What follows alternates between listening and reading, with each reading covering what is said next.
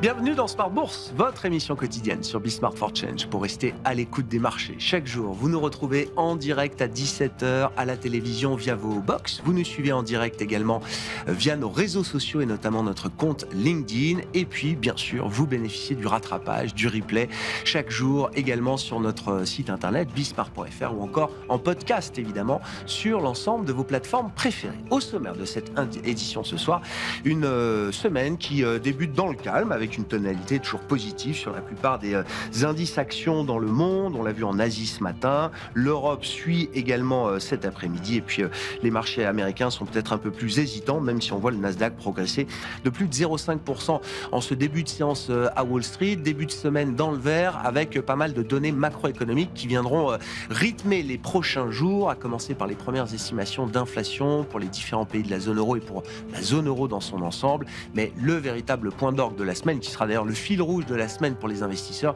ce sont toutes les données relatives à l'emploi et au marché du travail américain pour le mois de septembre, avec en point d'orgue vendredi le rapport mensuel sur l'emploi à 14h30 heure de Paris. Voilà pour l'agenda de la semaine et les tendances du moment. Parmi les faits marquants du jour, on retiendra que Total Energy tient une journée investisseur aujourd'hui à New York. New York où Total Energy va désormais coter des actions ordinaires et non plus des certificats de dépôt, des ADR. C'est également le choix qu'a fait AstraZeneca aujourd'hui, coté à Londres. AstraZeneca a choisi là aussi de troquer ses ADR américains contre des actions ordinaires pour améliorer la liquidité de ces actions et l'intérêt des investisseurs américains et nord-américains spécifiquement. Et puis l'actualité des entreprises marquée également par un deal majeur, le plus gros LBO de l'histoire, avec le rachat d'Electronic Arts par un consortium emmené par le fonds américain Silver Lake, aux côtés du fonds souverain saoudien et avec la participation également du gendre de Donald Trump, Jared Kushner. Le deal est estimé à 55 milliards de dollars pour sortir donc Electronic Arts de la cote américaine. Voilà pour les sujets du jour. Et puis également cette question lancinante qui revient chaque année à peu près à la même période, shutdown ou pas shutdown. Nous en parlons avec Pierre-Yves Dugas, notre correspondant américain, qui sera avec nous en visio à distance, bien sûr, dans le dernier quart d'heure de Smart Bourse ce soir pour notre quart d'heure américain.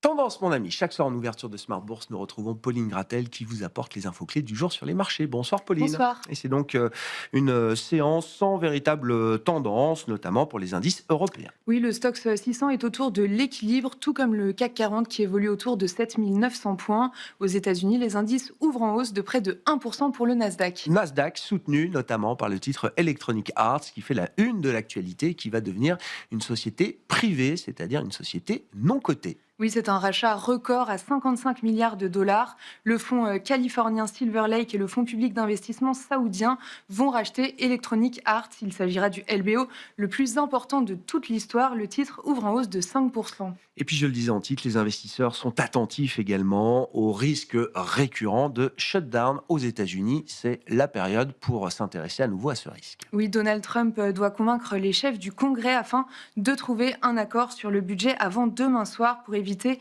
une paralysie de l'État fédéral. Si les administrations ferment, cela décalerait notamment la publication du rapport officiel du département du travail américain sur l'emploi attendu vendredi. Quel est l'état des lieux qu'on peut dresser des marchés obligataires en ce début de semaine, Pauline ? Le rendement américain à 10 ans évolue autour de 4,15%. Le rendement à 2 ans s'établit supérieur à 3,60%. En Europe, le rendement allemand à 10 ans est légèrement supérieur à 2,70%. Sur le marché d'échange, le dollar est stable et l'euro-dollar se traite autour de 1,1750. À noter aussi, l'once d'or poursuit son envolée et dépasse les 3 850 dollars. Ouais, à propos de matières premières, les prix du pétrole, eux, sont en baisse. Oui, après leur hausse de la semaine dernière, les prix baissent d'environ 2% pour le baril de Brent qui évolue sous 68 dollars. L'OPEP+ pourrait à nouveau augmenter sa production en novembre. La prochaine réunion des membres est prévue dimanche prochain. Et puis, un mot de titre Total Énergie, qui ne fait plus grand-chose depuis des mois maintenant, qui sous-performe même l'indice parisien, le CAC 40 depuis un an maintenant. Le titre Total Énergie est en baisse également aujourd'hui. Oui, c'est la journée investisseur de Total Energy à New York et le titre cède 1%. Le groupe annonce un programme d'économie de 7,5 milliards de dollars en 4 ans jusqu'à 2030 et prévoit des investissements en repli, mais confirme par ailleurs son objectif d'augmentation de production d'énergie. Et puis côté mid-cap à Paris, le titre Equasens plonge de 10% aujourd'hui. Oui, le titre est lanterne rouge du SRD aujourd'hui. L'éditeur de logiciels pour le secteur médical fait état de résultats en progression et confirme également ses prévisions de croissance pour le second semestre, mais le ratio de rentabilité est en repli sur le premier semestre. Quel sera le programme de demain sur les marchés pour les investisseurs, Pauline? Les investisseurs prendront connaissance demain des premières estimations d'inflation pour septembre en France et en Allemagne. On regardera aussi la seconde estimation du PIB britannique du deuxième trimestre. Avant le rapport sur l'emploi américain vendredi, on attend l'enquête Jolts du mois d'août. Tendance, mon ami, chaque soir en ouverture de Smart Bourse, Pauline Gratel vous apporte les infos clés du jour sur les marchés.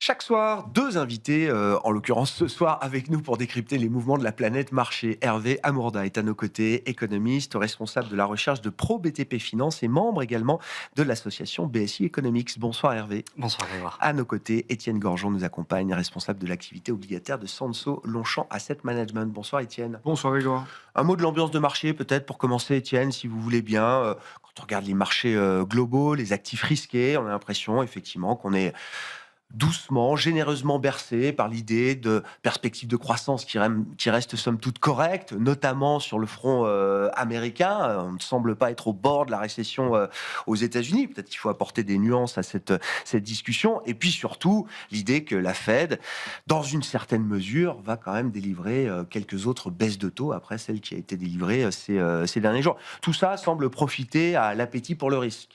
Oui, c'est un bon résumé. Ce que moi je trouve assez intéressant, effectivement, c'est que à chaque fois que la Réserve fédérale a baissé ses taux dans un environnement qui était plutôt favorable à la croissance, qui est le cas, révision du PIB, le premier semestre va être assez robuste, on va être au-dessus de 2.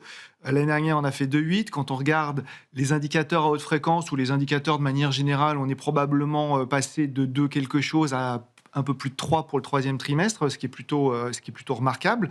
Donc on peut même dire qu'on est dans une phase où l'économie accélère, la Réserve fédérale qui baisse ses taux parce qu'elle a une inquiétude sur l'emploi. Et puis donc des marchés qui montent un peu au son du canon, c'est qu'il y a plein de raisons d'avoir un peu peur à droite à gauche. Donc vous avez un acheteur marginal qui lui sent confiance par la baisse des taux, par les perspectives de croissance qui sont toujours là, par un premier semestre où on a vu l'IA continuer de délivrer. Finalement, les bénéfices par action étaient au rendez-vous. Et nous, ce qu'on dit à nos clients, c'est hormis choc exogène qu'on n'a pas encore bien vu, c'est un chiffre d'inflation qui surprendrait, ce qui pour l'instant pas trop le scénario, ou peut-être d'emploi, pourquoi pas, ou peu importe. C'est des marchés qui peuvent nous emmener à des niveaux qu'on n'avait pas anticipés. Peut-être le risque est à la hausse. Pour moi, le risque, il est à la hausse. On peut être surpris par un S&P qui traverse les 7000 assez gentiment dans ce type d'environnement. Ouais. L'économie américaine a peut-être marqué un point bas, en fait. Alors qu'on l'attend plutôt devant nous, peut-être qu'elle est déjà en train de repartir avec... Alors, la macro est très volatile, hein. Les chiffres de PIB, on l'a vu, entre le premier trimestre et le deuxième trimestre, il y a aussi un mouvement un peu de va-et-vient entre les effets et les perturbations générées par la politique de Trump, pour dire les choses. Ouais, moi, j'ai presque envie de vous dire qu'on nous a vendu un PIB avec un point bas plutôt qu'une réalité de point bas. Moi, j'ai pas vraiment vu de ralentissement. C'est-à-dire qu'il y a un moment, je me suis dit, tiens, j'ai l'impression d'être dans la politique américaine où quand ils ont envie de vous vendre une histoire, peu importe si elle est fantasque, on peut revenir dans les années 2000 et la fameuse guerre avec l'Irak. Là, j'ai eu l'impression qu'ils avaient vraiment envie de nous vendre un ralentissement pour justifier des baisses de taux et aller dans le sens de ce que veut l'administration américaine, sachant que franchement, et on en a discuté assez fréquemment sur votre antenne, nous, sur les données à haute fréquence, on voyait le consommateur américain toujours consommer autant, on ne voyait pas vraiment de ralentissement marqué. Donc je pense qu'on a voulu nous vendre un ralentissement qui n'est pas arrivé. Ça s'est validé par la révision du PIB du deuxième trimestre.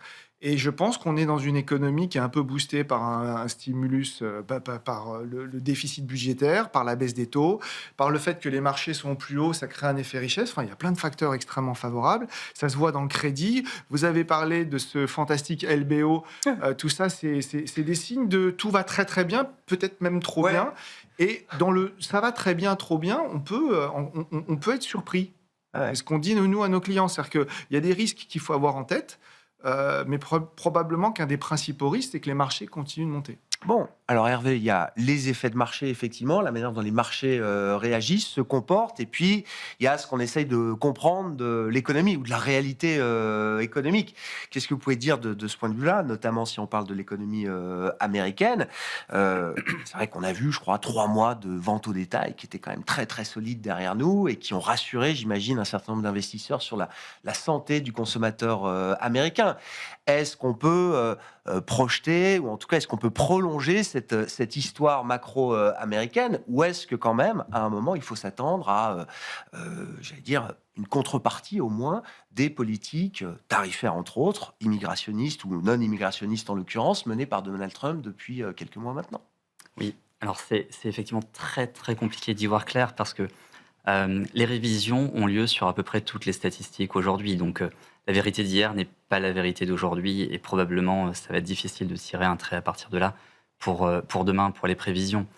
On s'attend toujours à un ralentissement au T4 de l'activité américaine pour 2 raisons. Le moral des ménages qui reste bas et je dirais dans les sous-composantes de cette enquête, que ce soit le Michigan ou le Conference Board d'ailleurs, bien on se rend compte que les perspectives futures sur l'emploi et sur l'inflation sont élevées et sur le taux de chômage sont également élevés ou à la hausse. Et ça, pour moi, c'est ce qu'il y a de plus inquiétant aujourd'hui sur l'économie américaine. Sur la consommation passée, effectivement, elle a été très robuste. Le chiffre à 3,8%, enfin la révision à 3,8% du PIB au T2, elle se fait sur la consommation des ménages. Donc c'est vraiment une très bonne nouvelle, c'est une excellente chose. Les salaires sont là, le revenu disponible est là, le stock d'épargne accumulé est toujours présent. Donc ça, on sait que c'est aussi de nature à entretenir une consommation résiliente. Mais voilà, ce sentiment, cette consommation aujourd'hui ne l'est pas. Mon point, je dirais mon point d'anxiété, il est sur l'inflation aujourd'hui. Parce que l'inflation, c'est vrai que les derniers chiffres étaient plutôt rassurants. On regarde dans le détail, on enlève l'automobile et le logement parce qu'effectivement, c'est la part du lion de cette inflation et on sait qu'il y a des raisons idiosyncratiques. Mais quand on regarde le reste, on se disait finalement, les effets des tarifs douaniers n'ont pas vraiment eu d'impact et donc à la limite, il ne se passe pas grand-chose. Il y a une statistique que le BLS produit qui est la part des prix imputés qui n'ont pas pu être collectés. Cette part des prix imputés, en vitesse de croisière, on est à 10%. Cette fois-ci, aujourd'hui, sur le dernier chiffre, on est à 36%. Qu'est-ce que ça veut dire, ça, Hervé? La C'est-à-dire part des prix imputés qui n'ont pas été collectés? c'est lorsque les agents fédéraux du BLS Ouais. ne peuvent Donc le pas bureau collecter... des statistiques du travail. Hein, Voilà, c'est ça. exactement. Ouais. Ne peuvent pas collecter les prix, D'accord. eh bien, ils vont prendre des prix de Ok. substitution. Je comprends. Et Ok. avant, ils le faisaient sur 10% de l'ensemble. Maintenant, ils le c'est font sur plus d'un tiers. 36%. D'accord. En 2020, lors du Covid, où c'était extrêmement difficile de collecter des données, on est monté qu'à 16%. Compris. Et donc, depuis le mois d'avril, en fait, on a des statistiques qui, certes, sont résilientes, mais si elles sont résilientes parce qu'on a fait un ajustement statistique et on les connaît, des processus autorégressifs qui prennent la moyenne des derniers mois ou des 6 derniers mois, eh bien, automatiquement, on ne va pas avoir de pression inflationniste. Et donc, moi, je pondère davantage ce que disent aujourd'hui les ménages et la perception des ménages de l'inflation. Ouais. Et c'est pour ça que ça m'inquiète. Il y a une fragilité dans la statistique aujourd'hui, et on peut dire la même chose des enquêtes sur les marchés du travail. Et quand je dis les marchés du travail, on a vu au Royaume-Uni, on le voit chez nous en Europe, et on le voit bien sûr aux États-Unis, mais également une fragilité dans les statistiques d'inflation. Exactement, D'accord. c'est ça le message. Ouais. Et les enquêtes que vous citez de morale des ménages, qui sont des grandes enquêtes suivies par tous les investisseurs, Michigan, Conference Board, conserve une corrélation quand même pertinente avec la réalité macro qui pourrait se matérialiser d'ici quelques mois? Alors, on l'espère. Cette corrélation, elle a été cassée avec le choc inflationniste. Pourquoi? Parce que le gouvernement, la politique budgétaire est venue aider les ménages. Donc, même si eux percevaient une inflation forte, ils n'ont pas été impactés. Et il y a eu des mesures qui ont servi de bouclier finalement. Donc, c'est sûr que si on regarde juste statistiquement, la corrélation n'est pas bonne. Maintenant, on pense que ces mesures-là, automatiquement, n'ont pas été renouvelées. On voit le nouveau, le Big Big Beautiful Ouais. Budget Bill, Ouais. pardon, difficile à dire à chaque fois. Celui-ci, a priori, ne va pas vraiment satisfaire les ménages puisqu'il prolonge des baisses d'impôts et la déduction des heures supplémentaires, mais globalement, ça reste assez marginal en nouveaux cadeaux, on va dire, pour les ménages. Donc effectivement, on a plus ces Comprends. remparts-là. Donc le stress des ménages ne sera plus compensé demain par un effort fiscal ou un effort budgétaire supplémentaire. C'est Oui. ça. Et donc pour la Fed, qu'est-ce que ça veut dire? C'est une question très Ça facile. veut dire que c'est compliqué. Merci de la poser. Non, mais Étienne aura la même, vous ne inquiétez pas. Non, mais effectivement, alors pour la Fed, elle a son double mandat, elle s'inquiète de l'inflation, mais dans une moindre mesure aujourd'hui par rapport au marché du travail. Elle est plutôt en gestion des risques. Et on l'a vu avec ses prévisions économiques. Ouais. Elle a des prévisions économiques où elle révise à la baisse le taux de chômage pour 2026, elle le laisse stable en 2025, et malgré tout, elle fait une baisse de taux sur le contexte, enfin pour le prétexte, pardon, du marché de l'emploi. Mhm. Vu de l'extérieur, ça n'a pas beaucoup de sens. Je dirais la Fed de Yellen n'aurait N'aurait pas coupé les ça taux. aurait été impossible, en tout cas, à commenter avec ce changement de forecast. On sait que Jérôme Powell, il se projette davantage et il a besoin de voir les choses vraiment se matérialiser. Donc ça a été le grand changement de Powell et qui continue aujourd'hui à se voir. Et effectivement, si les statistiques d'inflation restent perturbées et si on ne voit pas cette hausse de l'inflation, la dégradation du marché de l'emploi, elle est visible, même si, d'une manière générale, moi j'aime bien le rappeler, le taux de sous-emploi, donc celui qui prend en compte Ouais. ceux qui aimeraient travailler mais Ouais. qui sont proches de la force de travail, il est aujourd'hui au même niveau qu'en 2016-2017. En 2016-2017, on remontait les taux. Ouais, bien sûr. D'accord. Aujourd'hui, on est en train de dire que ça, sûr. c'est l'argument principal pour baisser les taux. Donc, dans l'absolu, si on a une vision absolue, non, les baisses de taux ne sont pas justifiées. Maintenant, on sait qu'on regarde le momentum, on sait que, on a une capacité à prédire un petit peu à court terme et à moyen terme, et cette dégradation, elle devrait se poursuivre. Donc, ça, effectivement, c'est inquiétant et c'est à prendre en compte. Maintenant, voilà, il y a cette dichotomie avec l'inflation, donc ça me dérange un petit peu. Il y a les prévisions économiques qui sont pas suffisamment, on va dire, reflétées dans la décision, donc ça veut dire que nous, on perd une grille de lecture, Ouais. clairement. Et puis, il y a les fameux dissidents, il y a Mirahan, notamment, en chef de file. Et là, Et effectivement, une dispersion très forte des projections, des dots, etc. On voit, Voilà. même si alors la décision a été unanime, moins Mayran, on voit quand même une dispersion des trajectoires de la Absolument. politique monétaire assez spectaculaire de ce point de vue-là. Oui. Étienne, vos commentaires, et puis donc on est sur la Fed. Ce serait quoi le risque d'erreur pour la Fed là, à ce stade, partant d'une baisse de taux qu'elle a délivrée après un mini-cycle de 100 points de base de baisse de taux entre septembre et décembre 2024? Je crois que je vais faire comme Hervé, je vais répondre à la fin à votre question. Ah, bien.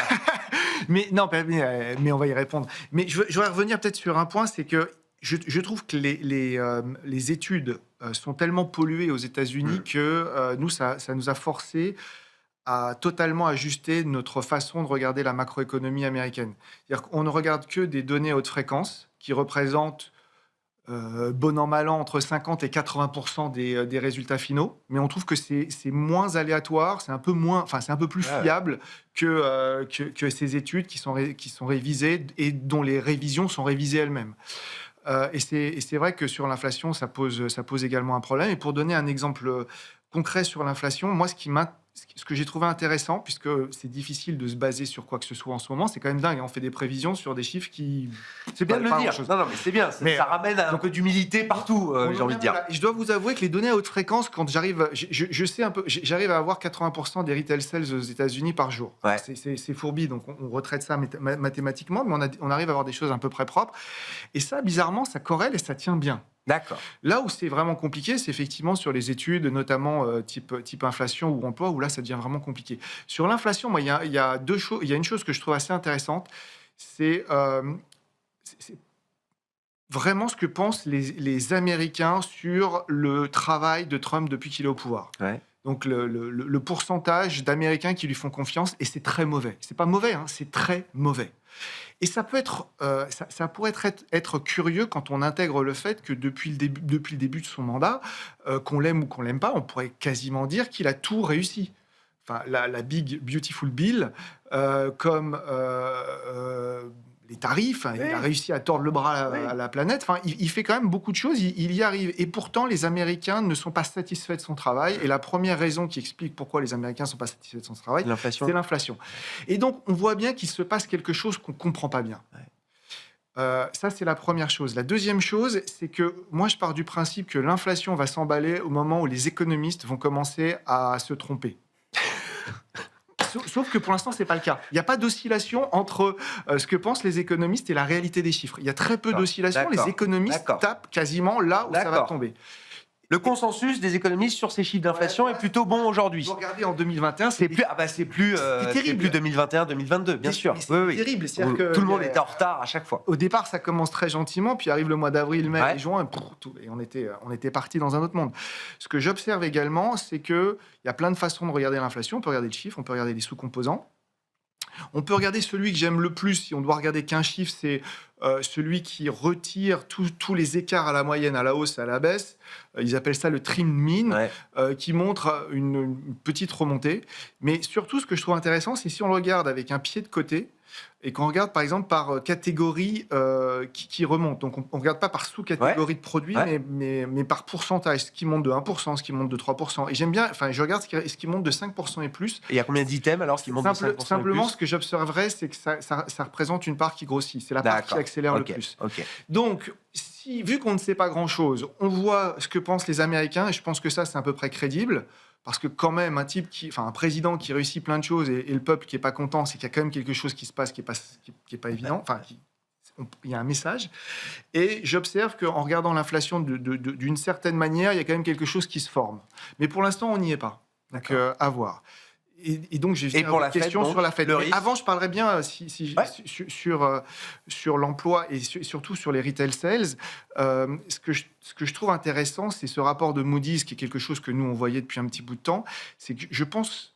Et c'est simplement pour échanger, parce que ça peut être intéressant. Et franchement, je ne sais pas qui a raison. Mon avis, mon avis est un challenge, peut se challenger facilement. Mais ce qu'on observe, c'est que ça fait un bout de temps que le premier quintile des plus riches, donc premier quintile et la moitié du deuxième quintile, font quasiment plus de 50% de la consommation. Et que ça n'a pas de raison de changer, puisque cette catégorie-là continue à avoir un effet richesse relativement favorable à tous les niveaux. On peut estimer que la baisse des taux va soulager. Donc, on voit que la capacité d'emprunt du dernier quintile, donc malheureusement ceux qui sont les plus défavorisés, eux sont à peu près, pardon pour l'expression, mais un peu au taquet, ne peuvent pas aller tellement plus haut en termes d'endettement. Et on le voit sur les volumes d'endettement sur les cartes de crédit, etc. La baisse des taux devrait les aider. Donc, peut-être je me trompe, mais j'ai l'impression que si on reste dans ce schéma-là, probablement que finalement le consommateur américain on a encore un peu plus dans le pied. Alors après, est-ce qu'il va commencer, ce consommateur, à ralentir au dernier trimestre ou l'année prochaine? Franchement, je trouve que c'est un énorme challenge, mais il y a tellement d'effets richesse. Moody's ne parle pas de quintile, elle parle de 10%. Alors, ils ont fait leur travail, je ne le challenge pas. Moi, je voyais plutôt un quintile et demi. D'accord. Mais enfin, c'est une proportion minoritaire de la population qui réalise 50% de la consommation. C'est tout. Et on peut comprendre pourquoi il y a tellement de gens qui ne sont pas totalement satisfaits. Et pourquoi la Fed baisse-t-elle les taux maintenant la Fed fait ce qu'elle sait faire de mieux depuis qu'elle a augmenté ses taux, c'est faire des pivots ratés. Alors, on est à son 8e, je crois. Ah oui, c'est vrai, vous les comptez, oui, c'est vrai. Et donc, moi, je pense qu'elle fait... et moi, je rejoindrais bien facilement... L'an dernier, c'était un pivot raté, déjà? L'an dernier, c'était... En commençant par 50 points de base de baisse? Oui, et la preuve que c'est un pivot raté, c'est qu'elle a baissé ses taux, que les taux courts sont au même niveau qu'au plus bas, c'était en novembre 2024, mais les taux longs sont beaucoup plus hauts. Alors, il y a plein de facteurs autres, mais en tout cas, on en est là. Et donc, je pense qu'elle a un pivot raté. Pour l'instant, elle se focalise sur l'emploi. Elle a peut-être des bonnes raisons, mais est-ce qu'on peut vraiment tirer un trait si fort est-ce qu'on peut éliminer tellement ce lien entre la croissance et l'emploi? Est-ce qu'on est vraiment dans un environnement où on pourrait croître aussi fortement aux États-Unis sans création d'emplois? Il y a peut-être une part de vrai, mais je ne suis pas totalement convaincu que ça explique tout. Et je pense un peu comme Hervé qu'on sous-estime probablement à un moment un potentiel d'inflation qui pourrait repartir, et pour le coup totalement éliminer ce et bloquer la Fed, quoi. Ouais, c'est ça. Sur l'emploi, ça m'intéresse. Est-ce qu'on a abaissé effectivement le point de friction? Est-ce que quelques créations d'emplois suffisent à maintenir un taux de chômage très faible aujourd'hui aux États-Unis? Mais c'est une question qu'on peut se poser pour nos économies en général, Hervé. Oui, absolument. Pour moi, il y a vraiment deux gros éléments de mastodonte à prendre en compte sur le sujet de l'emploi, sans refaire le sujet des révisions qu'on a déjà traitées, mais 911 000 créations d'emplois en moins sur l'année dernière, sur le chiffre en tout cas de mars 2025, à peu près 70, 72 par mois. Si Jérôme Powell avait eu cette vraie information, si tant est qu'elle soit vraiment définitive, les taux ne seraient pas à 4,25 aujourd'hui pour la borne supérieure. Donc ça aussi, c'est un élément à prendre en compte. Il y a cette révision, et puis ensuite, il y a les chiffres qui se dégradent. Et Jérôme Powell se dit, est-ce que je ne suis pas en retard ? Donc effectivement, sur les prévisions, elles ne baissent pas, mais il y a tout le poids du passé. Et l'autre élément, et ça c'est Jérôme Powell qui le cite, à mon avis, c'est justement pour se démarquer et pour forcer l'indépendance avec les politiques budgétaires, c'est l'immigration, c'est la politique migratoire. Et ça va avoir un impact majeur sur le marché de l'emploi, c'est évident, on commence déjà à le voir. Choc d'offres, c'est ça, sur le marché du travail. Absolument. C'est intéressant parce qu'on peut tout recouper. Je parlais tout à l'heure des statistiques peu fiables sur le CPI. Pourquoi est-ce qu'elles sont peu fiables ? C'est vrai qu'on ne l'a pas abordé. C'est parce qu'il y a moins de main-d'œuvre du côté BLS. Il y a 20% de main-d'œuvre en moins depuis le mois d'avril. Non mais voilà, donc, ces impacts-là, on les jugeait avec le fameux Doge au début qui a été virulent et on se disait mais on ne voit pas vraiment les impacts. On les voit les impacts, ça y est. La nouvelle responsable Oui, il y a eu un changement à la tête du BLS. Voilà, il faut le rappeler, il y a quelques mois. BLS, c'est le marché de l'emploi, c'est le CPI, c'est le PPI. Donc la qualité n'est pas prête de s'améliorer là non plus. Donc il y a de vraies raisons macroéconomiques à une dégradation du marché de l'emploi, sur la politique migratoire, sur la démographie, et tout ça, c'est assez évident. Donc, se dire que le rythme que l'on avait tous un petit peu en tête, de 100 000, de 110 000, Yellen disait à l'époque, pour une économie au plein emploi, il est probablement aujourd'hui un petit peu inférieur. Puisque, justement, on va avoir moins de personnes qui participent à cette force de travail. Est-ce qu'il est à 22 000 ? Je ne suis pas sûr non plus. Mais voilà, est-ce que c'est alarmant ? Je ne crois pas à ce stade. Mais encore une fois, c'est la tendance, c'est le momentum. Le niveau absolu, il est pour moi pas inquiétant aujourd'hui. Degré d'indépendance alors, commentaire, Étienne, puis le degré d'indépendance de la Fed, de la décision rendue et des prochaines décisions, sachant que le marché, lui, continue de voir, une série de baisses de taux à travers 2026, à partir du moment où Jérôme Powell aura rendu son poste. Oui, mais... oui. Alors sur les baisses de taux, du coup, j'embraye dessus directement. Donc, on a vu des baisses de taux qui ont été légèrement révisées à la baisse d'ici l'année prochaine, mais on était donc un peu moins, un tout petit peu moins, 25 points de base, si j'ai bien compté. Moi, ce que je dirais, c'est qu'on a quand même trop de baisses de taux, je trouve, dans les prix, quand on intègre le fait que l'économie est en croissance probablement à un rythme au-dessus de 2%, voire même peut-être 2,5%. Et donc, je pense qu'il y a encore trop de baisses de taux attendues. C'est probablement le message que je passerai, parce que la croissance, simplement, donne l'impression d'être robuste. Sur le point d'Hervé que j'ai oublié, et sur lequel je voulais rebondir... on parlait marché du travail, la question de la fiabilité des statistiques. Zut. Moi, je voulais que vous me parliez aussi de l'indépendance de la Fed. Est-ce que le marché considère que la décision rendue est une décision encore indépendante, ou est-ce que le marché intègre une pression politique supplémentaire ? Ça peut expliquer aussi peut-être que le marché voit encore plusieurs baisses de taux à horizon 12 mois. Moi, j'aime bien l'expression qui dit que la Réserve fédérale est réellement indépendante quand tout va bien.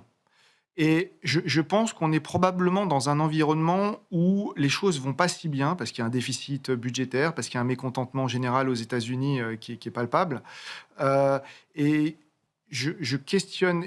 Je pense que la charge de l'administration américaine est d'une ampleur assez spectaculaire, et que la Réserve fédérale va continuer à être sur la défense de son indépendance. On peut juger déjà, on peut douter de son indépendance le jour où elle a acheté dans ses quantitative easing autant d'emprunts d'État. C'était quand même favoriser prêter le flanc au moins, favoriser un lien indéniable. J'observerai également que sous James Baker, il y y a eu des phases où on acceptait totalement que la Fed n'était pas totalement indépendante. Non, mais c'est une histoire récente. Et que ça reste une histoire récente. Par contre, ce que j'observe, et ce que je trouve intéressant, c'est pour rigoler entre nous chez Sanso-Longchamp, on se disait, tiens, c'est marrant, s'il y en a un qui veut clairement être le prochain président, c'est probablement Mitterrand, et que probablement Bowen et Bowman et Waller. Bowman et Waller, pardon, ont décrété qu'ils voulaient plus le job. Et ce que je trouve intéressant, c'est qu'il y a toujours ce débat sur on fait ce qu'on pense pour le mieux de notre mandat, et qu'on peut avoir un penchant pour Trump, mais que ça les limite dans leur capacité d'aller clairement vers quelque chose de prosélyte. Je comprends. Un peu à la Mitterrand. Au passage, je ne sais pas si vous avez lu c'était intéressant d'essayer de comprendre pourquoi Mitterrand était totalement à l'inverse de ce que pensaient ses collègues sur ce fameux taux neutre. Ouais. Donc le taux qui équilibre... non frictionnel. Non frictionnel, qui équilibre l'économie américaine. Ce qui est assez intéressant, c'est que... pas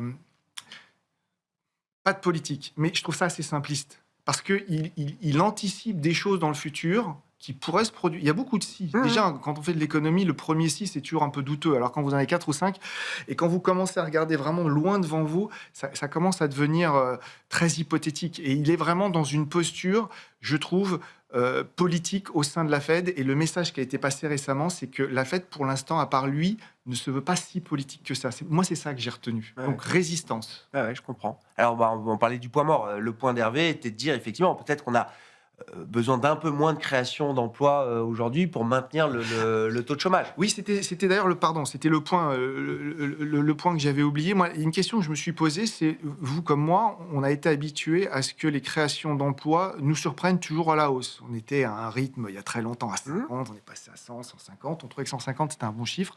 On a vu vraiment des chiffres spectaculaires. Et je me suis demandé, sachant qu'avec les révisions qu'on a eues, il y a eu quand même 1 ou 2 prints l'année dernière qui étaient négatifs, mois de septembre, je crois. Et je me suis dit, mais qu'est-ce qui se passerait s'il y avait un chiffre négatif ce vendredi ? Oui, mais sur des révisions, on n'a pas eu un chiffre négatif sur des révisions, non ? Il n'y a pas eu un chiffre qui a été passé en négatif sur les NFP, non ? Je dis une bêtise. Le mois de septembre, si on réintègre les révisions qu'on a eues, qui s'arrêtaient à mars 2025, je crois que le mois de septembre 2024 était négatif. 24, d'accord. Oui, alors ça remonte à beaucoup plus loin que ce que j'imaginais. Voilà. On aura la réponse là. Et est-ce que le marché va se mettre à acheter des taux avec une frénésie incroyable, ou est-ce que le marché va intégrer effectivement que les déportations, enfin que les chiffres de l'emploi, on les comprend plus très bien. Les renvois à la frontière. Que tous ces gens qui quittent l'emploi parce que leur retraite, ils peuvent la prendre, etc. Oui, bien sûr. Non, mais il y a une tension persistante quand même dans ce marché du travail américain. Si on évoque les conséquences de la position de la Fed aujourd'hui, avec l'idée quand même qu'il y a peut-être une fenêtre de tir pour quelques autres baisses de taux, Hervé, qu'est-ce que ça implique pour le reste du monde ?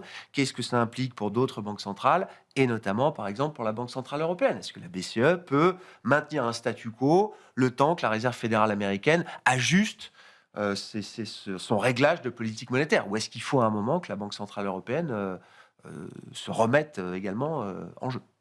Oui, alors je pense qu'en fait, contrairement aux épisodes précédents, cette fois-ci, le dollar, l'affaiblissement du dollar, fait que la connexion entre toutes les banques centrales est un peu cassée. Et ça protège, ça immunise la BCE, la BOJ, mais aussi les banques centrales des pays émergents, qui n'ont plus besoin d'être en forte réaction. Et on le voit d'ailleurs sur les devises émergentes et autres, la volatilité est bien moindre, même plus faible que les pays développés. Donc voilà, je dirais du point de vue spillover, vraiment, on en aura moins qu'avant. Côté BCE, alors certes, on regarde les États-Unis, on en a beaucoup parlé, on voit les impacts. On regarde aussi la Chine. La Chine, la croissance est plutôt fébrile. En tout cas, les derniers indicateurs ont surpris à la baisse. Mais du coup, on s'attend à une relance budgétaire de la part du gouvernement. On sait que le gouvernement a été très pertinent dans sa relance de ce début d'année sur les consommateurs, sur le marché de l'emploi, parce qu'il y a un vrai sujet sur l'emploi également. Donc, on peut être assez confiant sur les mesures qui pourraient être annoncées mi-octobre, notamment. Mais en Chine, il y a toujours ce problème de désinflation. Et cette désinflation, c'est une inflation importée, enfin une désinflation importée pour nous, pour la zone euro. Donc on a à la fois un euro fort, on a une désinflation importée de la Chine, donc vraiment pas grand-chose qui nous inquiète sur le front de l'inflation de notre côté. Elle est plutôt bénigne, dit je crois aujourd'hui Philippe Lane, quand il parle de l'inflation en zone euro. Exactement, exactement. Donc pas de raison de modifier les taux. Selon les différentes estimations, on va dire qu'on doit être à 0,25 du taux neutre, ou des estimations de taux neutre. D'ailleurs, je fais une parenthèse par rapport à ce que l'on disait à l'instant. C'est vraiment pas pour défendre le discours de Miran, et moi j'étais agréablement surpris de ce discours, puisqu'on finalement il essaye de mettre des mots, des arguments macroéconomiques derrière une décision qui est certes un petit peu extrême, mais j'irais tordre le cou à la théorie économique qui est auto-neutre. Pour le coup, tous les banquiers centraux le font, Ouais. et j'ai la D'accord. plus grande admiration pour Isabelle Schnabel, Ouais. mais elle le fait également. Oui. Et J'entends. notamment sur la transition énergétique, etc. Et J'entends. donc, elle utilise l'argument du taux neutre. Voilà. Donc, quelque part, il a des réflexes de banquiers centraux. On peut Je pas lui. comprends. Il on est peut déjà pas lui dans le enlever bain. ça. Voilà. Et bon, oui, j'y ai préparé, je pense. Absolument, absolument. Donc vous dites la BCE n'a pas besoin forcément, il n'y a pas une pression immédiate sur la BCE si la Fed venait à délivrer 2, 3, 4 baisses de taux. Non, je ne pense pas, et d'autant que la conjoncture économique tient plutôt bien. On Ouais. avait eu un rebond là, de certaines enquêtes de confiance sur l'industrie, ça s'est légèrement retombé, mais ça reste assez proche des zones d'expansion. Donc, je dirais le plus dur ou le plus gros est vraiment derrière nous. La guerre tarifaire, on se rend compte que finalement, voilà, on peut penser ce qu'on veut de cet accord, ça nous enlève beaucoup de volatilité. Voilà, on a quand même beaucoup avancé. Il y a certains produits qu'il va falloir encore régler sur l'automobile, sur les semi-conducteurs et le secteur de la pharma. Mais globalement, voilà, je dirais qu'on a bien avancé, on a bien quadrillé. Le vrai problème de la zone euro, c'est la politique budgétaire, c'est l'instabilité D'accord. politique et ce Je veux genre dire, de choses. maintenant, s'il s'agit de soutenir la croissance, soutenir la demande interne, la demande intérieure, etc., c'est plus le job de la BCE dans le contexte actuel, vous dites. Pour moi, non. Je comprends. Et c'est beaucoup moins vrai, désolé, je fais une dernière parenthèse, mais Ouais. c'est beaucoup moins vrai pour la Fed, parce qu'on parlait de pourquoi la Fed a baissé les taux et continuerait de baisser les taux en restant dans son mandat et sans finalement subir la pression politique. Il ne faut pas oublier le premier canal de transmission des taux directeurs, c'est sur les prêts hypothécaires, sur Ouais. les prêts immobiliers. Ouais. Et là, effectivement, les ménages font face à des taux qui sont encore très élevés. Ouais. Avec des prix qui recommençaient un peu à baisser, je crois, dans l'immobilier, Oui. peut-être, hein, effectivement, qui ont sans doute participé à déclencher cette baisse de taux de la Réserve Les taux fédérale longs qui américaine. remontent. Et les taux longs qui remontent, oui, les taux de mortgage qui remontent. Sur l'Europe, qu'est-ce que vous dites aujourd'hui, Étienne? Bon, on parlait de la BCE, mais je veux bien qu'on revienne. Alors, le cas français, qu'est-ce qu'on en dit aujourd'hui quand on regarde la zone euro dans son ensemble, avec les autres pays, les autres dynamiques? Est-ce que le cas français est de plus en plus, j'allais dire, circonscrit, ou est-ce que c'est quand même un sujet qui peut à un moment générer des effets de diffusion à d'autres pays de la zone euro qui, dans un passé pas si lointain, étaient considérés comme des maillons très faibles? Je parle évidemment de la périphérie. Un pays comme l'Italie a souvent été Ouais, c'est présenté comme un mauvais élève, ou en tout cas un élève fragile de l'Europe. Je pense que la France est devenue l'Italie des années 90. C'est-à-dire qu'on est seul. D'accord. On est seul parce que la dynamique des autres est plutôt bonne. Alors après, on peut mettre un point d'interrogation sur l'Allemagne, mais qui part d'un point... la problématique de l'Allemagne, c'est qu'elle publie des chiffres de déficit sur PIB ou de budget, de déficit budgétaire sur PIB qui sont pas en ligne avec une grande partie du reste, c'est-à-dire de l'Europe, c'est-à-dire qu'ils disent qu'ils sont toujours entre 0,5 et 1, alors en réalité ils sont plutôt autour de 2 et quelque chose, parce que simplement ils intègrent pas les dépenses qu'ils ont fait pendant le Covid, les dépenses extraordinaires. Leur etc. bilan, quoi. Oui, leur bilan. D'accord. Ils ont une façon de compter qui a toujours été bizarrement... Pour des Germains, je pourrais challenger voilà, c'est un peu Bon, bizarre. la statistique allemande ne fait pas partie des, Ouais, exactement. des gloires de fiabilité du pays. Hein. Donc moi, ce que je retiens de ce qui se passe en France et le message qu'on passe, c'est que je m'attends pas à un chaos, parce qu'on n'est pas dans une situation à la 2011 où le chaos me semble d'être demain, à moins de... je sais pas moi, une espèce de mini-guerre civile qu'on n'aurait pas vu venir, D'accord. mais voilà, D'accord. quelque chose d'assez extrême. Je vois pas non plus de grands jours sur le budget, parce que je vois pas simplement, comme tout le monde, je vois pas de coalition assez Donc en fait, forte. on va continuer de dériver lentement. Donc je pense qu'on va continuer de dériver lentement, ce qui est peut-être le chemin de moins de résistance, c'est peut-être la situation la moins pire. Le budget qui avait été voté, moi je le trouvais pas très bon parce qu'il était un peu récessionniste. Je pense qu'il faut tout mettre sur les dépenses et arrêter d'essayer de taxer des gens qui peuvent de toute façon, qui décourageront l'entreprise de demain. Donc ça, j'ai toujours trouvé que c'était catastrophique comme message, et si ça s'arrêtait, tant mieux. Le vrai sujet, donc pas de chaos, pas d'amélioration notoire, un pays qui reste incroyablement solide, 14 trillions, c'est la richesse calculée par l'INSEE français. Si on rajoute le patrimoine Non, mais tout ça est toujours vrai, bien industriel, sûr. c'est 18. Ouais. Donc on n'est pas au bord du tout d'un précipice. Et je pense que si les choses devaient s'accélérer, c'est dans très longtemps. Après, une fois qu'on a dit Et ça... la France est bien pricée, pardon Étienne, mais la France est bien pricée quand vous regardez les métriques de marché, le niveau absolu auquel on emprunte tout au long de la courbe, les écarts de taux qu'on peut avoir à maturité, été comparable par rapport à d'autres pays? La France est là où elle doit être? Non, je pense pas. Je pense qu'on price, le marché price en grande partie la dynamique défavorable. D'accord. La dynamique favorable des autres et la dynamique défavorable de la nôtre, mais regarde pas obligatoirement les fondamentaux.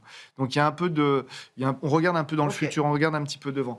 Non, la seule chose moi que je pourrais dire sur la France, c'est qu'on est désormais le pays avec le rendement le plus élevé. Ce qui veut dire que dans un cas de fragilité, imaginons un retour que j'entrevois pas au passage, mais un retour à 2011, donc crise de la zone euro, alors on est désormais le bêta le plus élevé. Et ce qui veut dire qu'on est désormais dans une situation un peu moins favorable que les autres, puisque comparativement, on emprunte à un niveau plus élevé, ce qui est moins favorable. Et donc, il y a quelque part, on accélère, même si ça va prendre encore beaucoup de temps, on accélère quand même quelque chose, une dégradation. Ça va pas dans le bon sens. Bon, ça va pas dans le bon sens. Bon. Pour finir, peut-être sur le BCE, le seul message que je passerai, c'est que Madame Lagarde, quand elle a une fenêtre de tir pour un pivot, elle le rate pas. Alors, elle en avait une. Elle avait une fenêtre de tir parce que c'est 1 pour la BCE, 0 pour la Fed. Moi, je trouve que la BCE a très bien joué. Elle avait une fenêtre de tir, ça a duré moins de 12 mois. Bam, avant la Fed, c'est parti elle a délivré. C'est parti très vite, ce qui fait qu'elle est dans une position assez confortable, je trouve, désormais, pour voir un peu ce qui va se passer avec le plan de relance allemand, différents facteurs. Bon, situation, degré de fragilité financière, notamment de la France sur les marchés. Hervé, comment vous jaugez le cas là? Alors nous, je crois qu'on en avait parlé sur ce plateau il y a un an. On fait un outil de scoring des différents pays en ne regardant que les fondamentaux. On regarde un tout petit peu de momentum, mais on regarde vraiment que les fondamentaux. La France était l'année dernière avant-dernière. Aujourd'hui, elle est toujours avant-dernière. Notre lecture, je dirais, des finances publiques de la France, de la conjoncture économique, du secteur privé, du secteur extérieur, parce que c'est vraiment tous ces piliers que l'on regarde, n'est pas bonne, clairement. Le pays qui fait moins bien que nous, parce que la dernière fois, la question m'avait été posée après l'émission, c'est la Belgique. Donc s'il devait y avoir une forme de contagion de notre risque français, potentiellement, sur les fondamentaux, on se rend compte que la Belgique serait peut-être plus mal positionnée, même si en termes de rendement, c'est pas le cas aujourd'hui. C'est incroyable parce que moi, dans ma mémoire, France et Belgique ont toujours été présentés comme étant les pays un peu barycentres, médians, moyens de la zone euro, quoi. Alors c'est bien parce que maintenant leur relation n'a pas. Non, la corrélation entre les deux est toujours valable. C'est juste qu'ils sont en bout de distribution, mais voilà. Donc non, effectivement. Ensuite, il faut des triggers sur ces éléments-là. C'est-à-dire que nous, vraiment, ça fait des années dans notre scoring que la France est très mal positionnée. À quel moment est-ce qu'on a un risque sur la France? À quel moment est-ce que... Pour moi, c'est même pas de sitôt. C'est-à-dire que je dirais qu'aujourd'hui, oui, on va avoir une volatilité. On a des corridors qui sont bien encadrés en cas de dissolution, en cas de démission du président. On peut aller toucher des nouveaux niveaux. Mais c'est pas 2011. Et pourquoi c'est pas 2011? Finalement, c'est pas propre à la France, c'est pas propre à notre situation, c'est propre à la BCE, à tous les outils qu'elle a mis en place, et le fait que la France, c'est pas la Grèce, et c'est pas l'Italie non plus. Donc très clairement là-dessus, il y a un vrai biais que l'on a et qui est légitime, puisque si on veut une zone euro, il faut compter sur la France. Ouais. Bon, un mot de la logique de marché qui vous anime l'un et l'autre dans vos maisons respectives. Hervé, vous êtes responsable de la recherche, économiste pour ProBTP Finance. Qu'est-ce qui guide les investissements là d'un investisseur institutionnel comme vous aujourd'hui? Alors, les banques centrales, mais on en a parlé, donc je vais aller assez rapidement. Le contexte politique, géopolitique, c'est la bonne surprise de 2025. On s'attendait vraiment à une hécatombe avec les tarifs douaniers. Ça a été un court instant en avril, et puis ensuite, on s'est rendu compte que finalement, il y aurait soit des négociations, soit des suspensions, donc c'était plutôt une bonne chose. On a ensuite eu peur avec le contexte géopolitique, les détroits qui pouvaient être bouchés, la guerre Russie-Ukraine. Et finalement, tous ces éléments-là, tous ces éléments de risque, aujourd'hui, sont en train d'être apaisés ou en tout cas d'être mis au second plan. Donc pour moi, le vrai sujet, ça va être vraiment le sujet de l'indépendance de la Fed. Je pense que ça, c'est de nature à changer le pricing aussi de taux, puisque... je ne me suis pas exprimé dessus, mais sur le pricing de marché qui est très agressif sur les baisses de taux, pour moi, c'est plus la macro qu'il y a derrière, c'est plus les prévisions, c'est la politique. C'est que le marché se dit, Miran, c'est le prochain, ou bien, si c'est pas Miran, quelqu'un qui réfléchit comme lui. Donc là, effectivement... Et là, on aura des jumbo cuts, et on aura en tout cas plus de baisses de taux que Absolument. ce qui pourrait être nécessaire. Donc pour moi, le vrai sujet, il est là. Il est sur l'indépendance. Bon, Étienne? la logique d'investissement chez vous, chez Sanso? Donc nous, on est plutôt à se dire que la prise de risque est favorisée de par l'environnement macro Ouais. et la baisse des taux. Mais que les risques n'ont pas disparu. Le premier risque que l'on entrevoit, ça serait un chiffre d'inflation pas Mal bien- anticipé. mal anticipé. Ouais. C'est la discussion qu'on a eue tout à l'heure. Il y aurait un autre risque, c'est si le marché de l'emploi en réalité devait se détériorer beaucoup plus fortement. Je le mettrais plutôt en deuxième. Et puis, beaucoup plus loin, je ne le vois pas tout de suite, mais je continue de penser que ce que fait l'administration américaine est une expérimentation à tous les niveaux, hein, l'affaiblissement des institutions, la machine à billets, la planche à billets avec déficit budgétaire, réserve fédérale, etc. Et qu'il y a un moment ou un autre, ça ne sera pas bon pour la croissance des bénéfices et le marché action. Ça va générer obligatoirement des accidents, barrières tarifaires, etc. Mais pour l'instant, c'est pas le sujet. Donc le sujet, et ce qu'on dit à nos clients, c'est que de fait, on conseille, nous, des allocations qui prennent un peu tout ça en compte. Il faut des actions, alors qu'on conseille plutôt des actions européennes, parce qu'on arrive à faire de la perf sur des actions européennes. Puis on n'a pas la problématique du risque de change. On conseille, donc ça c'est pour un tiers. On aime bien conseiller également un tiers de produits décorrélés des marchés. Il y a plein de très bons produits. Et moi, je mets en avant plutôt du crédit court terme, parce que simplement, on est à des niveaux de prime de risque qui sans générer de problèmes particuliers. On n'est plus non plus à des niveaux d'enthousiasme en termes de rendement. On peut faire du 3,5 avec du très très court. Je trouve que c'est bien et pas besoin d'aller chercher des durations extrêmement longues. Et donc, une partie qui continue de générer de la performance dans un environnement porteur, la partie décorrélée qui est censée jouer son jeu si les marchés devaient se retourner, et la partie short duration qui permettra de reprendre du risque mais de continuer à faire un petit peu de performance. Et c'est vrai que pouvoir prendre du risque quand les marchés sont moins favorables, c'est quand même ce qui est plus satisfaisant pour un gérant. Donc c'est un peu comme ça qu'on voit les choses. Merci beaucoup, messieurs. Merci d'avoir été les invités de Planète Marché ce soir. Hervé Amorda, le responsable de la recherche et économiste de Pro BTP Finance, membre également de BSI Economics, je le rappelle, et Étienne Gorgeon, responsable de l'activité obligataire de Sanso Longchamp Asset Management.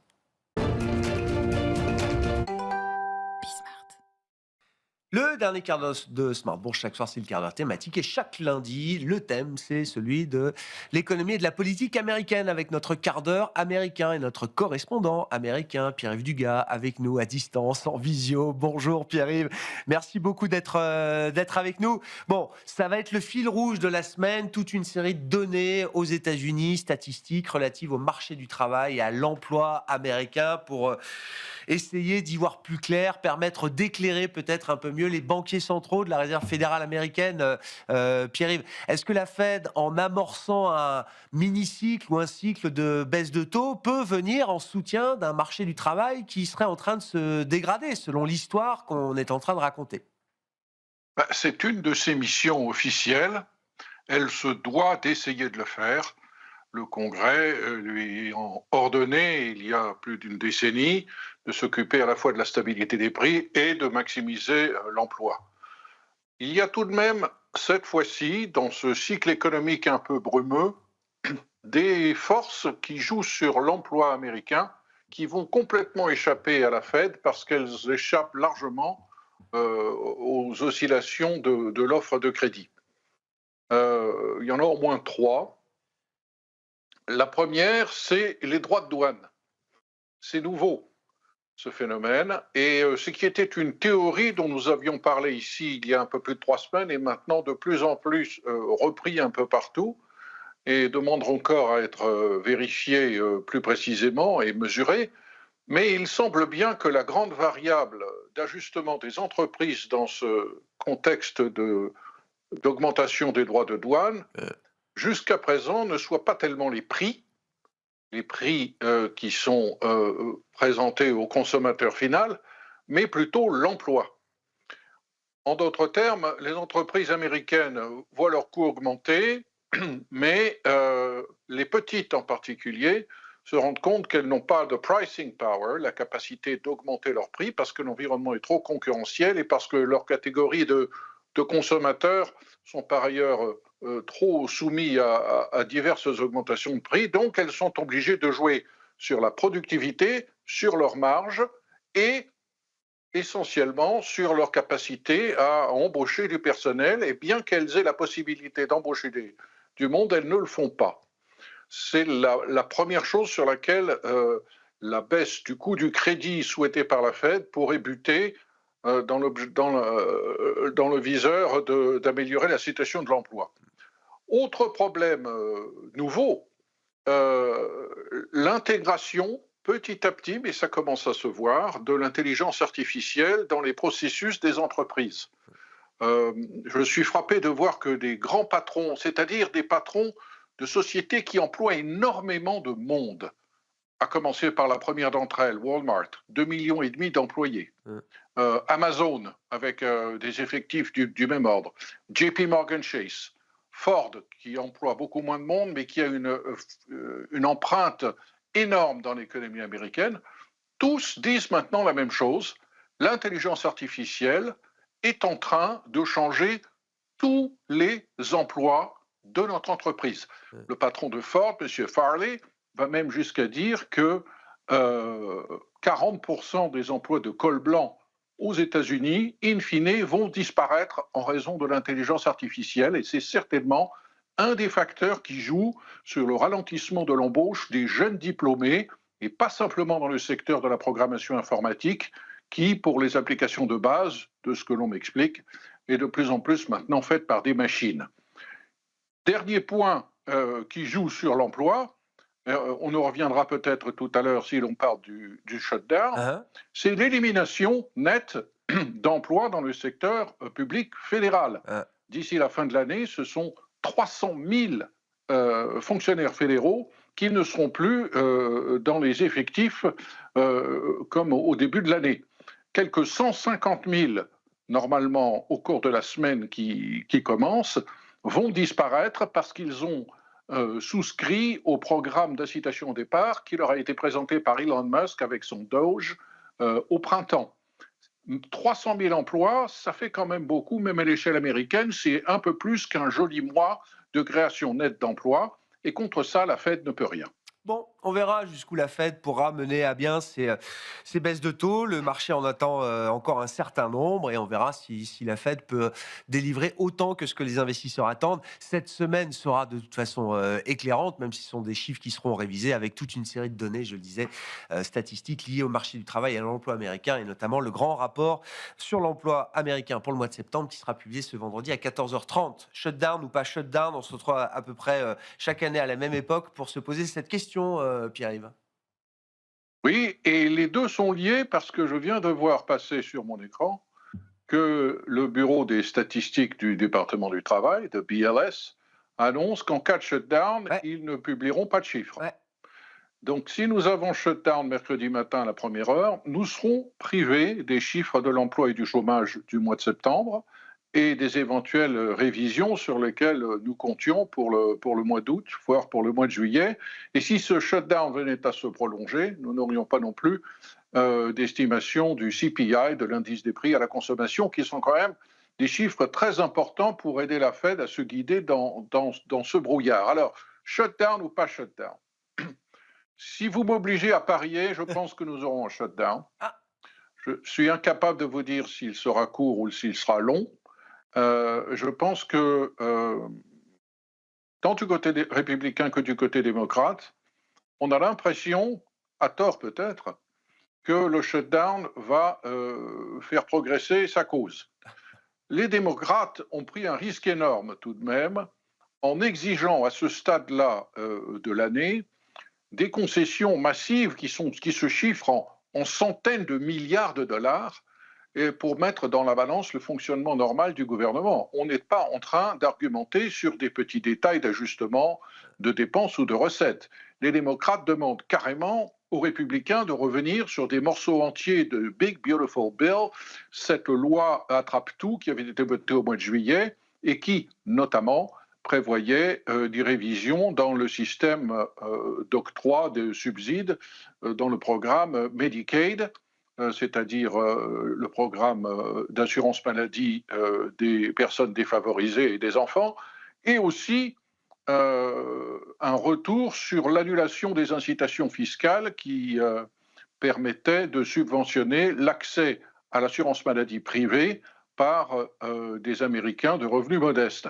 Ce sont d'énormes ajustements qui sont exigés par les démocrates et qui mettent dans la balance le fonctionnement normal du gouvernement. C'est assez surprenant que cela intervienne comme ça dès la fin du mois de septembre, alors que ces changements dans la loi ne vont intervenir concrètement qu'au 1er janvier.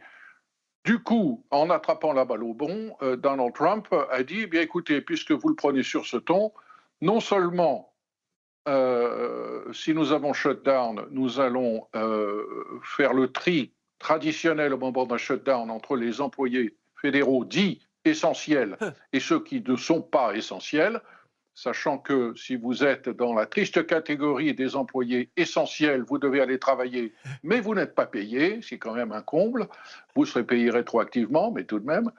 Mais en outre, Donald Trump a demandé à M. Russ Vought, qui est la personne la plus redoutée à Washington et la plus détestée par les démocrates, c'est le patron du bureau du budget et du management, qui joue un rôle énorme en cas de shutdown, parce que c'est lui qui décide qui travaille et qui ne travaille pas, et qui a dit nous allons profiter de cette occasion pour, si nous trouvons des services et des effectifs qui ne sont pas alignés dans les politiques, dans le sens des politiques de la Maison-Blanche, et dont le financement n'est pas séparément assuré par d'autres lois, nous nous réservons le droit de supprimer définitivement, c'est-à-dire de licencier purement et simplement ces fonctionnaires et non pas simplement de les mettre à pied le temps que démocrates et républicains se mettent d'accord sur un budget.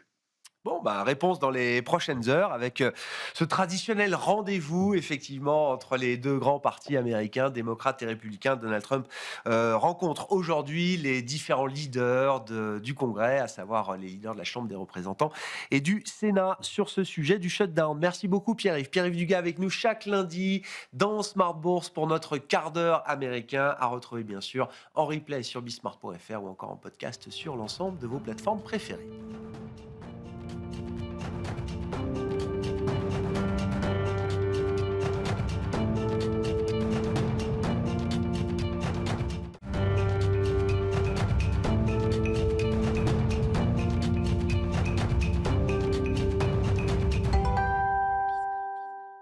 Et on se retrouve à présent en plateau à Paris pour ce dernier quart d'heure thématique de Smart Bourse. Et chaque mois, nous recevons pour un décryptage économique le professeur économiste Michel Rumi, économiste associé de SPAC, avec nous en visio. Bonsoir, bienvenue Michel. Merci beaucoup d'être avec nous et de nous éclairer sur le thème de l'indépendance des banques centrales, un sujet qui est brûlant d'actualité avec évidemment les coups de boutoir de Donald Trump et de son administration contre la Réserve fédérale américaine. La première question étant historique, Michel, depuis quand parle-t-on d'indépendance pour les grandes banques centrales ? Mais en fait, on s'est déjà posé cette question au moment de la République de Weimar en Allemagne, c'est-à-dire pendant les années 20. Mais pourquoi ? Parce que, en fait, entre 1913 et 1923, eh bien, l'inflation a atteint près de 750 milliards de pourcents. Et donc, ça a montré les dangers d'une banque centrale soumise aux besoins budgétaires d'un gouvernement. Et puis, bien sûr, plus récemment, c'est dans les années 70 où on a mis, les économistes ont mis en lumière ce qu'on a appelé l'existence d'un biais inflationniste, c'est-à-dire lorsque la politique monétaire est laissée à la discrétion des pouvoirs politiques. Et en effet, eh bien, les gouvernements, tout en affichant un objectif de stabilité des prix, eh bien, pouvaient être tentés pour des raisons électorales, de mener une politique monétaire accommodante pour créer des emplois à court terme. Alors, c'est très bien cette stratégie, mais elle a été prise en compte par les agents économiques et intégrée dans leur cycle de négociation et donc dans la fixation des prix. Et donc, ces anticipations ont poussé les salaires et les prix à la hausse, ce qui a provoqué une inflation supérieure à celle souhaitée par la Banque centrale. Et donc, l'élimination de ce biais a été suggérée par l'indépendance des banques centrales vis-à-vis des aléas de la conjoncture politique, mais aussi des calendriers électoraux. Et c'est ça qui est très important. Comment est-ce qu'on caractérise le degré d'indépendance des banques centrales, Michel ? Très bonne question, c'est que plusieurs facteurs ont exercé une forte influence sur l'indépendance et les objectifs des banques centrales.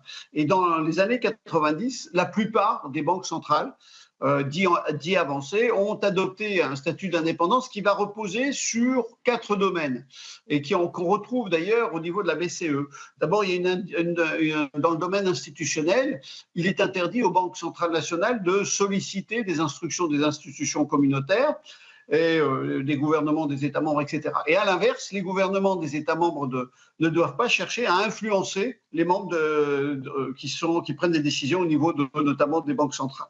Et puis au niveau du domaine personnel, en fait, on a considéré que les décisionnaires d'une banque centrale nationale doivent disposer d'un mandat d'une durée au moins égale à 5 ans et ils ne peuvent pas être démis d'une fonction. Et donc, du coup, ça permettait une stabilité de la politique monétaire et en même temps, ces personnes ne devaient pas avoir une activité rentrant en conflit avec leur mandat au niveau de la Banque centrale. Et puis, au domaine indépendance financière, les banques centrales doivent disposer d'un capital suffisant et de ressources propres pour ne pas demander, on va dire, de l'argent aux organes, par exemple à la Commission européenne pour la BCE, etc. Et donc, elles ne peuvent pas recevoir également aussi des capitaux de la part des États. Et puis enfin, le dernier, c'est le domaine opérationnel, c'est-à-dire que chaque banque centrale a l'obligation d'avoir comme objectif principal, mais non unique, le maintien de la stabilité des prix. Et tout cela fait que cela concourt à avoir une certaine stabilité, une certaine indépendance des banques centrales. Je reviens à l'histoire et à l'expérience allemande d'hyperinflation d'entre-deux-guerres. Michel, comment est-ce que ça a influencé effectivement l'idée de l'indépendance des banques centrales? Quel est le modèle qui a été choisi pour garantir cette indépendance? Et là, c'est ça qui est très important parce que, comme je l'ai dit, avec une inflation à près de 750 milliards, eh bien, l'Allemagne a dû prendre des restrictions et de faire des choses. Et donc, la BCE a pris ce modèle de la Bundesbank comme argent comptant parce qu'elle a considéré que c'était un facteur de succès. En effet, eh bien, ce qui s'est passé, c'est que lors de la création de la BCE en 1998, l'Allemagne était déjà le leader économique incontesté de l'Europe. Et on a expliqué ces bonnes performances économiques de l'Allemagne depuis la Seconde Guerre mondiale, notamment parce que le fait que les autorités allemandes ont été traumatisées par les conséquences de cette hyperinflation des années 20. Et du coup, après la Seconde Guerre mondiale, eh bien, la Bundesbank a été conçue comme une institution indépendante. Et dans son article 2, on disait que le Deutsche Mark devait être défendu sur, je dirais, l'inflation interne et externe, c'est-à-dire la parité également des taux de change. Et donc, cette construction a fait que le pays était très prospère du fait de cette, je dirais, indépendance de la Banque centrale. Et donc, c'est pour cela que la BCE a choisi comme objectif prioritaire la stabilité des prix, qui contribue également aussi à la croissance et à l'emploi. Ouais, l'objectif suprême, supérieur de la Banque centrale européenne, qui reste celui de la stabilité des prix, un peu différent du point de vue de la Banque centrale américaine. Comment est-ce que les choses se sont déroulées justement pour l'indépendance de la Réserve fédérale, Michel? Eh bien, autant l'Allemagne avait été traumatisée par, je dirais, cette hyperinflation, eh bien, les autorités américaines, les États-Unis ont été profondément traumatisés par la Grande Dépression, la crise financière de 1929, et par les longues files de chômeurs qui demandaient un travail ou qui avaient besoin d'aide, etc. C'est un peu les schémas je dirais, de la soupe populaire. Et d'ailleurs, à cet égard, il faut relire Les raisins de la colère de Steinbeck pour vraiment bien comprendre ce traumatisme. Et un peu plus tard, donc, la loi Humphrey en 1978 a fixé 4 objectifs à la Fédérale Réserve. 2 objectifs explicites, c'était la croissance et une réduction du chômage. Et 2 objectifs implicites, c'était la stabilité des prix et un bas niveau de taux d'intérêt à long terme. Et la croissance aux États-Unis est quelque chose d'important, mais elle doit être créatrice d'emplois. Et c'est pourquoi d'ailleurs, si on regarde les comptes rendus du président de la Banque centrale, la Fed Reserve, il fait souvent référence au taux de croissance et au taux de chômage ou de l'emploi, ce qui explique bien que c'est vraiment ces 2 aspects-là qui intéressent la Banque centrale. Bon, est-ce que toutes les banques centrales ont le même degré d'indépendance ou est-ce qu'il y a quand même, j'allais dire, une gamme, une palette de nuances en la matière? Je pense notamment à la sphère émergente. Vous avez l'exemple, par exemple, des banques centrales africaines, Michel.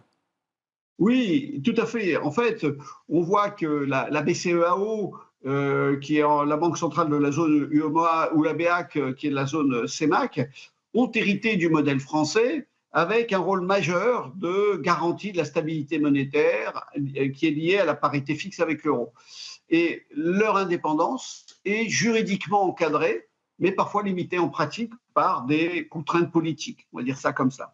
Et puis, on a la réserve banque de l'Afrique du Sud, qui, elle, est plus proche encore des modèles occidentaux, avec un mandat explicite de stabilité des prix et une indépendance institutionnelle forte.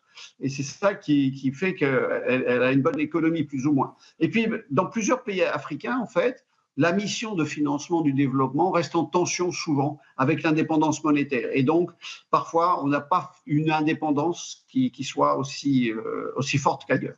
On s'habitue de plus en plus, ces dernières années en tout cas, Michel, à des banques centrales, des grandes banques centrales de plus en plus interventionnistes. Est-ce que chaque crise économique, chaque crise financière est un test supplémentaire pour l'indépendance de ces banques centrales ? Tout à fait, tout à fait. Je dirais que cette indépendance est souvent testée parce que les banques centrales nationales sont souvent impliquées sur des sujets qui ne sont pas strictement monétaires et qui engagent le devenir de la société. Par exemple, en 2008, les banques centrales ont dû dépasser leur rôle classique pour sauver le système financier. Puis elles sont intervenues pour assurer la stabilité financière en agissant sur le marché avec le quantitative easing, etc. Et puis en 2020, face à la crise du Covid, elles ont toutes coordonné leurs actions avec les gouvernements pour, on va dire, financer, je dirais, cette crise Covid, ce qui a flouté, entre guillemets, la frontière entre l'indépendance monétaire et le soutien budgétaire. Et puis en même temps, plus récemment, avec la crise entre la Russie et l'Ukraine, eh bien, on a demandé à la demande des gouvernements, elles ont gelé les avoirs de la Banque centrale russe. Okay. Et puis, de plus en plus, avec la transition écologique, etc., on demande à avoir un verdissement de l'action de la Banque centrale en termes de politique monétaire. Et puis, plus récemment aussi, certaines voix se sont, je dirais, on parlait en fait que pour que la politique monétaire impacte aussi, notamment, fait des choses pour les inégalités. Et donc, on assiste depuis la crise des subprimes, en fait, à une repolitisation des banques centrales. Est-ce qu'il y a un risque pour les banques centrales à être excessivement indépendantes, Michel ? Oui, alors c'est toute la problématique du degré d'indépendance. Si la Banque centrale est trop indépendante, il y a un risque de technocratie qui va la couper des besoins sociaux. Et c'est un peu la critique qui a été adressée à la BCE lors de la crise grecque, où on a demandé plutôt des aspects monétaires sans penser concrètement à la population grecque.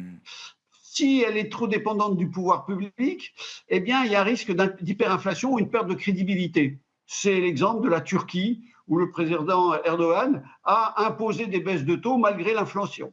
Et puis, il y a des cas intermédiaires. C'est le cas de la Fédérale Réserve qui doit justifier ses choix devant le Congrès, de même que la BCE devant le Parlement européen. Et puis, il y a aussi les banques africaines qui doivent, je dirais, expliquer leur action devant les États membres de leur union monétaire. Et donc tout cela fait que, en fait, l'indépendance de la Banque centrale, ce qu'il faut bien voir, c'est qu'elle n'est pas assurée, elle est tout le temps mise en tension, elle est tout le temps testée, et il faut que la Banque centrale essaye de tenir cette indépendance. Merci beaucoup, Michel. Merci pour votre éclairage économique mensuel dans Smart Bourse et ce mois-ci autour des banques centrales et du degré d'indépendance des banques centrales. Michel Rumi, économiste associé de SPAC, qui était avec nous en visio pour ce dernier quart d'heure de Smart Bourse ce soir, à retrouver évidemment en intégralité sur notre site internet bismart.fr ou encore en podcast sur vos plateformes préférées.